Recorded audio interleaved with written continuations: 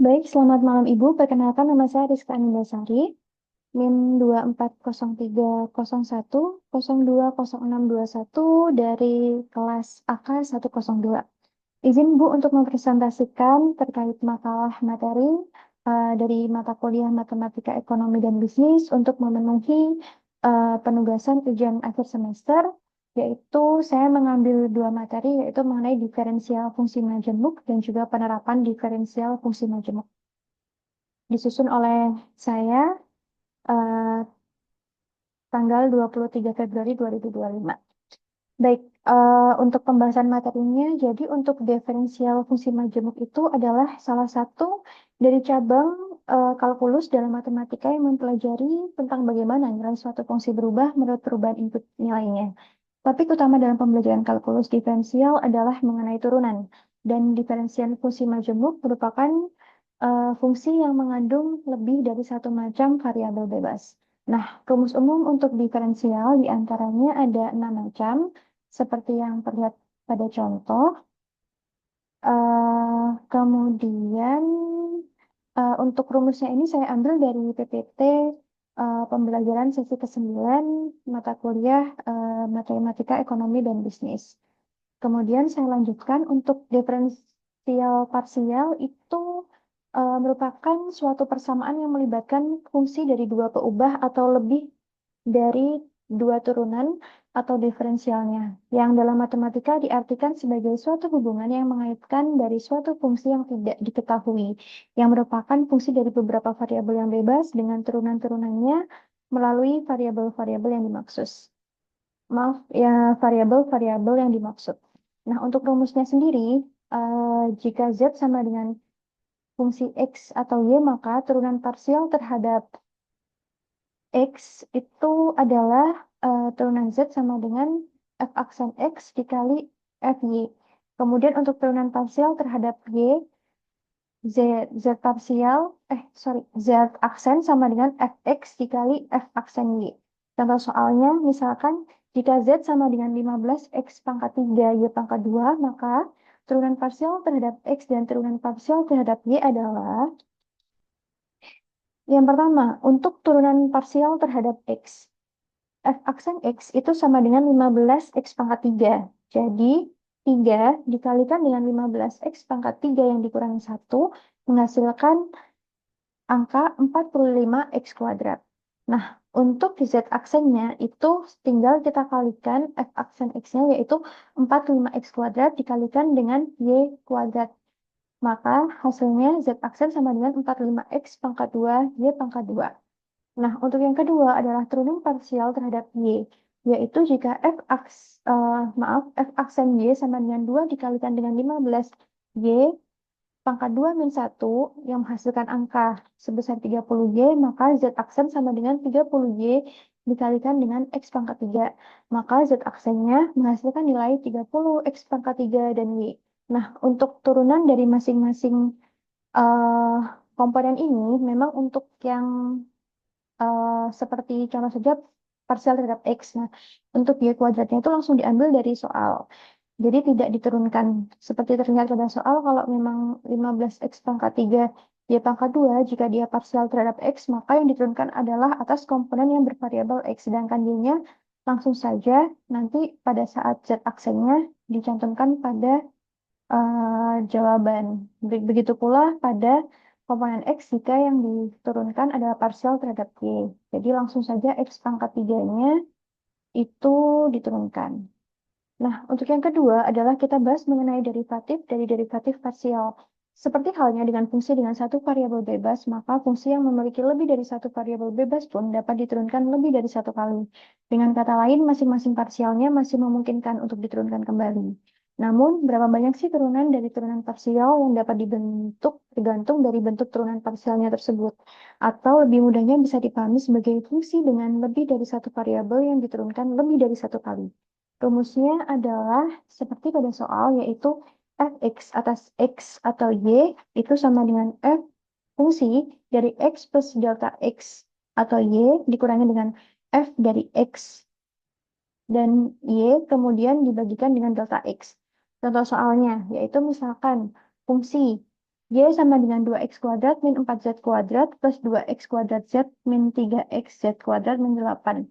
Nah, tentukanlah sampai dengan derivatif parsial keduanya. Jadi, yang harus kita kerjakan terkait dengan soal ini adalah kita menurunkan eh, turunan parsial pertamanya, yaitu kita bagi menjadi dua, yaitu turunan terhadap X dan turunan terhadap Y. Nah, apabila turunan terhadap X itu kita menggunakan rumus eh, turunan terhadap X itu sama dengan 4X itu diperoleh dari 2 dikali 2, X pangkat 2 min 1, jadi menjadi 4X, plus 4XZ itu dari 2 dikali 2, X pangkat 2 min 1 dikali Z, dan yang ketiga min 3Z kuadrat itu diperoleh dari min 3, kemudian karena X-nya cuma berpangkat 1, maka langsung saja Z kuadrat. Dan min 8 itu turunannya sama dengan 0. Maka jadi untuk turunan terhadap X itu kita hanya menurunkan atau mendiferensialkan em, komponen-komponen yang memiliki variabel X. Begitu pula dengan komponen yang bervariabel Y. Maaf, bervariabel Z menurut saya. Jadi di sini untuk turunan terhadap Z itu adalah min 8Z plus 2X kuadrat min 6XZ. Kemudian kita turunkan secara karena dia derivatif, judulnya adalah derivatif dari derivatif parsial, maka kita turunkan menjadi turunan parsial yang kedua. Jadi untuk turunan parsial kedua, jika turunan kedua terhadap X itu adalah menjadi 4 plus 4Z. Turunan campuran X terhadap Z menjadi 4X min 6Z kuadrat. Turunan campuran Z terhadap X itu menjadi 4X min 6Z. Nah, turunan kedua terhadap Z itu menjadi min 8 min 6X. Nah, kemudian yang ketiga kita membahas mengenai nilai ekstrim, yaitu tentang maksimum dan minimum. Nah, nilai-nilai ekstrim atau optimum dari sebuah fungsi yang mengandung lebih dari satu variabel bebas dapat dicari dengan pengujian sampai derivatif keduanya. Nah, untuk Y sama dengan fungsi X, maka Y akan mencapai titik ekstrimnya jika seperti pada eh, rumus sebagai berikut. Kemudian, syarat di atas adalah syarat yang diperlukan agar fungsinya mencapai titik yang ekstrim. Nah, untuk mengetahui apakah titik ekstrim itu berupa titik maksimum atau titik minimum, itu dibutuhkan syarat yang mencukupkan, yaitu melalui rumus seperti di bawah ini. Langsung saja ke contoh soal. Misalkan fungsi Y sama dengan 3X pangkat 2 min 8X plus Z pangkat 2 min 8X plus 50.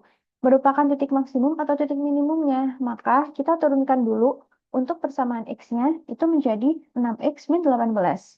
Dan untuk persamaan Z-nya kita turunkan 2Z min 8. Nah, setelah itu kita mencari X-nya dengan cara turunan yang sudah kita turunkan tadi itu kita sama dengan kan 0. Jadi eh, 6 untuk turunan yang pertama 6x min 18 kan sama dengan 0. Jadi x-nya itu hasil dari 18 yang berpindah luas menjadi positif dan dibalikan dengan 6 sama dengan 3. Nah, untuk yang z-nya sendiri itu kita sama dengan 0 juga, sama seperti x. Jadi 2z min 8 sama dengan 0, maka min 8-nya berpindah luas, maka 2z sama dengan 8 dan z sama dengan 4. Kemudian kita masukkan ke dalam rumus yang awal tadi. Jadi Y sama dengan kita masukkan X-nya 3. Jadi kan 3 dikali 3 pangkat 2 min 18 kali 3 plus 4 dipangkatkan 2 min 8 dikali 4 plus 50. Maka diperoleh hasil sama dengan 7. Nah, agar memenuhi syarat bahwa 6 itu lebih dari 0 dan 2 lebih dari 0, maka berdasarkan perhitungan di atas dan syarat yang terpenuhi, diperoleh titik ekstrimnya adalah titik minimum dengan Y minimumnya sebesar 7. Nah, untuk poin bahasan yang keempat yaitu tentang optimalisasi bersyarat. Nah, ini kita mengenal yang namanya pengganda Larange, Lagrange gitu kali ya. Nah, ketika penghitungan nilai ekstrim sebuah fungsi yang menghadapi kendala sebuah fungsi yang lain, cara menyelesaikannya adalah dengan membentuk sebuah fungsi baru yang disebut fungsi Lagrange. Nah, rumusnya dilambangkan sebagai berikut, bahwa nilai ekstrim itu dapat dicari dengan memformulasikan masing-masing derivatif parsialnya.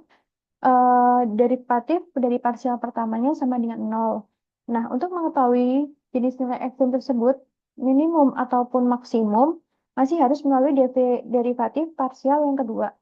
Maksimum bila dia kurang dari 0 untuk X-nya, dan kurang dari 0 juga untuk Y-nya, dan minimum bila lebih dari 0 untuk X-nya, dan lebih dari 0 juga untuk Y-nya. Contoh soal misalkan, optimumkan Z sama dengan XY dengan syarat X plus 2Y sama dengan 10.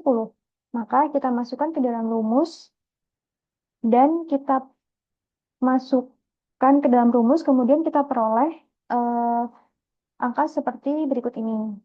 Nah, syarat yang diperlukan agar F optimum yaitu F aksen sama dengan 0. Maka kita akan menghitung kembali dari hasil perolehan dengan F aksenkan sama dengan 0. Nah, jika sudah, berarti kan sudah kita peroleh tuh. Kalau misalkan FY sama dengan Y ditambah dengan Lagrange itu sama dengan 0, maka Lagrange-nya sama dengan min Y. Nah, dengan fungsi X, Y plus 2 Lagrange sama dengan 0 diperoleh Lagrange-nya adalah min setengah X. Nah, min Y sama dengan min setengah, berarti 2Y sama dengan X. Nah, X plus 2Y itu kan sama dengan 10. Nah, 2Y plus 2Y, karena X sama dengan 2Y, maka kita mensubstitusikan aja X-nya menjadi 2Y biar sama. Jadi, 2Y plus 2Y sama dengan 10 diperoleh Y sama dengan 2,5. Selanjutnya, apabila Y-nya 2,5, sedangkan di sini diperoleh bahwa X sama dengan 2Y, maka X-nya sama dengan 5. Jadi Z optimum pada X sama dengan 5 dan Y 2,5. Nah, sehingga kita peroleh bahwa X dikali Y sama dengan 5 dikalikan dengan 2,5, maka hasilnya menjadi 12,5. Nah, untuk selanjutnya, bahasan yang kedua adalah terkait penerapan diferensial fungsi majemuk. Nah, di sini saya eh, mengambil contoh penerapan diferensial fungsi majemuk menjadi 3 komponen, yaitu mengenai elastisitas permintaan, elastisitas penawaran, dan juga elastisitas produksi. Nah, untuk yang pertama, yaitu mengenai elastisitas permintaan, bahwa elastisitas permintaan disebut juga sebagai elastisitas harga, yaitu merupakan suatu koefisien yang menjelaskan tentang besarnya perubahan jumlah yang diminta akibat adanya perubahan harga. Jika fungsi permintaan dinyatakan sebagai QD sama dengan fungsi P, maka elastisitasnya adalah sebagaimana rumus berikut. Di mana eh, D QD per DP adalah sama dengan QD aksen atau F aksen P. Jadi, diperoleh hasil bahwa jika dia lebih dari 1, artinya elastis. Jika kurang dari 1, disebut inelastis. Dan jika dia sama dengan 1, maka disebut sebagai elastis uniter. Barang dikatakan permintaan elastis jika terjadi perubahan harga barang, maka permintaannya akan berubah secara berlawanan arah dengan persentase perubahan harganya. Pada contoh soal, misalkan fungsi permintaan yang kita simbolkan dengan ID atau demand itu sama dengan 25 min 3P pangkat 2 harusnya. Nah, tentukan elastisitas permintaannya pada tingkat P sama dengan 5, eh, maka kita akan memasukkan jadi QD sama dengan 25 min 3P pangkat 2. Nah, di sini kita memasukkan rumus bahwa Q aksen D sama dengan D QD per DP sama dengan diperoleh hasil min 6P. Nah, setelah kita memasukkan rumus, maka dalam Q aksen D itu sama dengan min 6P dikali dengan P dibagi dengan 25 min 3P pangkat 2 pada tingkat P5 itu menghasilkan nilai sebesar 3. 3 lebih dari 1, maka kesimpulannya adalah elastis. Nah, jika hasilnya elastisitas permintaannya sama dengan 3, berarti pada saat harga P sama dengan 5, ketika harga naik sebesar 1%, maka jumlah barang yang diminta akan berkurang sebanyak 3%. Baik, selanjutnya terkait dengan elastisitas penawaran. Kalau elastisitas penawaran atau elastisitas harga penawaran, yaitu suatu koefisien yang menjelaskan tentang besarnya perubahan jumlah yang ditawarkan akibat adanya perubahan harga. Nah, jika fungsi penawaran dinyatakan sebagai QS atau S adalah supply sama dengan FP, maka elastisitasnya adalah sebagaimana rumus. Kemudian dia akan memperoleh kesimpulan jika lebih dari 1 sama dengan elastis, kurang dari 1 inelastis, dan jika dia sama dengan 1 sama dengan elastis uniter. Nah, barang dikatakan penawarannya elastis jika harga barang tersebut berubah sebesar persentase tertentu, maka penawarannya akan berubah searah dengan persentase perubahan harganya. Baik, kita langsung masuk ke dalam contoh soal. Misalkan saja, hmm, fungsi penawaran adalah QS sama dengan min 200 plus 7 P pangkat 2. Nah, di sini tentukan elastisitas penawarannya pada tingkat P sama dengan 10 dan P sama dengan 15. Nah, QS itu sama dengan min 200 plus P pangkat 2. Setelah dimasukkan rumus, maka kita peroleh bahwa Q aksen S itu sama dengan 14 P dikali dengan P dibagi dengan min 200 plus 7 P dipangkatkan dengan 2. Pada tingkat P10, dia akan menghasilkan angka 2,8. Dan pada tingkat P15, dia menghasilkan angka 2,3. Nah, untuk yang contoh penerapan terakhir adalah terkait dengan elastisitas produksi. Yang sering kita kenal rumusnya sama dengan P sama dengan Fx, di mana P itu adalah jumlah produksi dan X sama dengan faktor produksi. Rumusnya adalah sebagai berikut, dan di contoh soal, apabila fungsi produksi dilambangkan dengan P sama dengan 6X pangkat 2 min X pangkat 3, nah, dihitung elastisitas produksi pada tingkat faktor produksi X sama dengan 3, maka di sini kita langsung menurunkan saja bahwa 6X pangkat 2 min X pangkat 3 ini jika diturunkan menjadi 12X min 3X pangkat 2. Nah, saat kita sudah memasukkan ke rumus, nah, dia akan memperoleh angka sebesar 1. Baik, Ibu, mungkin demikian yang dapat saya sampaikan mengenai makalah materi terkait dengan eh, diferensial majemuk dan juga fungsi dari diferensial majemuk. Kurang lebihnya mohon maaf. Wassalamualaikum warahmatullahi wabarakatuh.